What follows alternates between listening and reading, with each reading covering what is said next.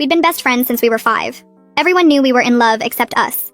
I met Leo when his family moved next door, and my mom made me bring over cookies to be neighborly.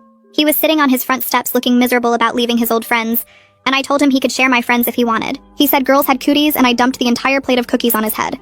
We were inseparable after that. For the next 13 years, we did absolutely everything together.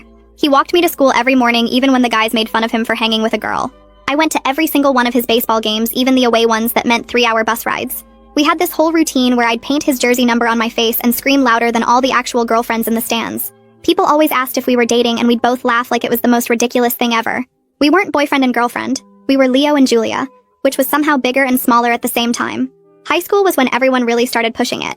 His teammates kept telling him I was obviously in love with him, and my friends swore he looked at me different than other girls. We'd roll our eyes and explain for the 100th time that growing up together made us basically siblings. I knew everything gross about him, like how he ate cheese directly from the block at 2 a.m., and he'd seen me with chickenpox, braces, and that unfortunate perm sophomore year. You don't date someone who helped you bury your hamster in 3rd grade.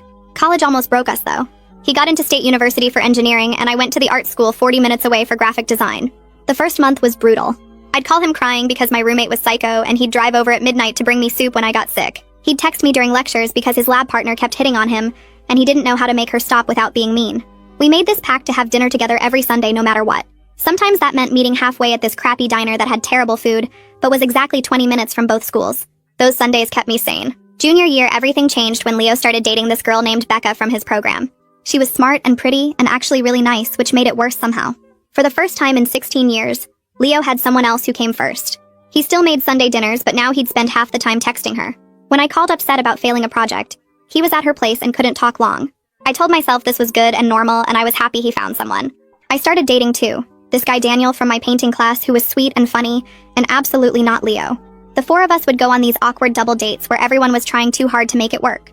Becca would ask how long Leo and I had been friends, and then comment how cute it was, like our friendship was some novelty. Daniel kept trying to compete with inside jokes he didn't understand. Leo and I couldn't even look at each other properly because it felt like betraying the people we were with. Everything exploded senior year when Becca got accepted to grad school in California and wanted Leo to move with her after graduation.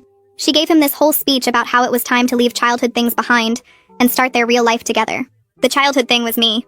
Leo told me about it during our Sunday dinner, and I said he should absolutely go because Becca was amazing, and California had great engineering jobs. He stared at me for the longest time, then said, yeah, I was right. That night, I went back to my dorm and cried until my roommate threatened to call health services. Daniel broke up with me 2 weeks later, saying I was clearly in love with someone else, and he deserved better than being second choice. I wanted to argue but couldn't, because some part of me knew he was right, even if I'd never admitted it.